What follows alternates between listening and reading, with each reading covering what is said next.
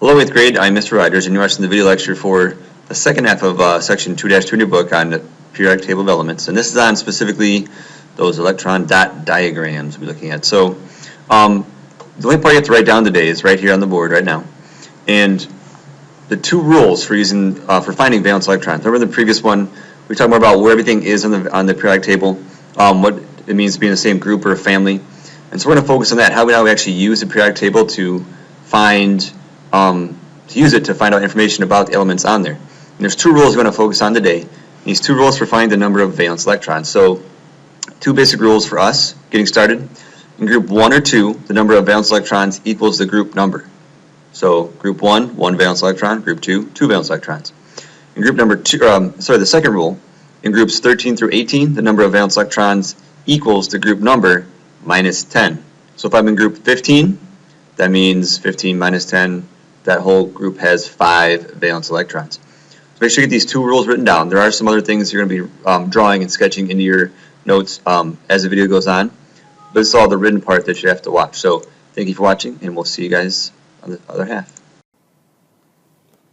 Hello 8th grade, I am Mr. Rogers, and you are watching the video lecture for 2-2, and this is the second part. We're talking about electron dot diagrams. This is more how we read and interpret the periodic table. And so you can see in front of you right now we have a box in the periodic table, and this is for oxygen. And so we can see, just kind of review real quick here, some basic things. The atomic number, right there. And the atomic number, again, is the number of protons in the nucleus.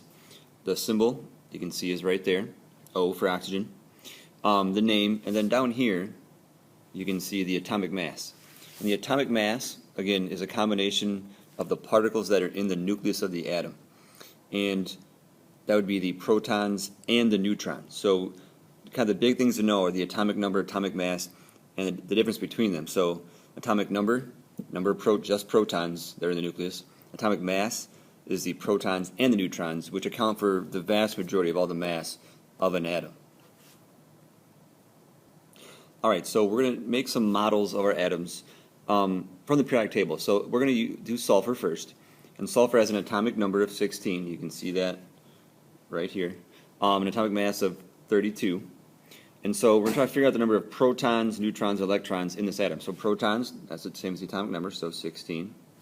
Neutrons, now neutrons, you got to subtract the number of protons, so 16 minus 32, still 16. All right. And now the number of electrons. Now this is a neutral atom, which means it has equal positive and negative charges. So electrons are negative, protons up here are positive. So if it has 16 protons, it has 16 electrons. Now, if we move over here, we have two different types of models we can make to show our atoms here. The first one is a Bohr diagram, Bohr model. And this is the middle we have. In the middle we'll have our nucleus here in the middle. And what it shows then are the electrons, the big thing on the outside, on these rings coming outside the atom. And so we have 16. Remember, the first one can have up to 2. So there's one electron, 2 in that first shell. It can have 8 in the second, so we do 1, 2, 3, 4, 5, 6, 7, 8 in the second. So I've got 10 electrons total. I need to put 6 more in that outer shell. So I can hold, this third shell can hold 8 also, so 2, 4, 6. And so we can, that shows all the electrons, those different energy levels moving away, and that's the Bohr model diagram, how we can draw out all the electrons that are in an element. And this is one way of doing it. Obviously, you have to know how many electrons are in those neutral atoms. There is another way I want to focus on for today, and that's the Lewis dot structure. And so there's the symbol for sulfur, S. And now we're just trying to show the valence electrons. We're not showing all of them, just the valence electrons. And here we want to show the outermost electrons. And if I go back over here to my Bohr model, I'm looking at those outermost electrons, and I can see, I can count them. There's 1, 2, 3, 4, 5, 6 in that outer shell, outer ring. So what that means is I have 6 valence electrons, those outermost rings, outermost electrons. So what I'm going to do on my Lewis structure over here is for every valence electron is 1 dot. So I would have 1, 2, 3, 4. Let's make this a little bigger. 1, 2, 3, 4, 5, 6. So I'd have 6 dots showing the number of valence electrons for sulfur on this. And that's how we do the dot structure. We just take the number of valence electrons and we put that number of dots around our symbol. All right, 8th grade. So now here we have the periodic table of elements, and we have to figure out some quick rules for how we can figure out how many valence electrons an element has. I mean, I don't have time to go through and make the Bohr model for everyone to figure out the number of valence electrons. There's a couple quick rules we can look at here. The first one we like to talk about is groups 1 and 2. There's group 1, there's group 2.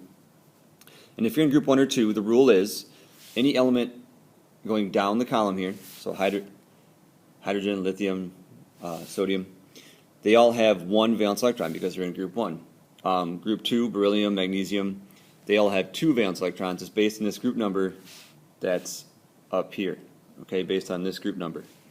If we go to the other side of the table, we're going to focus on groups 13 through 18. So here in group 13, the rule changes a little bit here now. So to find the number of valence electrons, it's the group number, so 13, minus 10. So that means all the elements in this group right here, they all have 3 valence electrons, so 13 minus 10.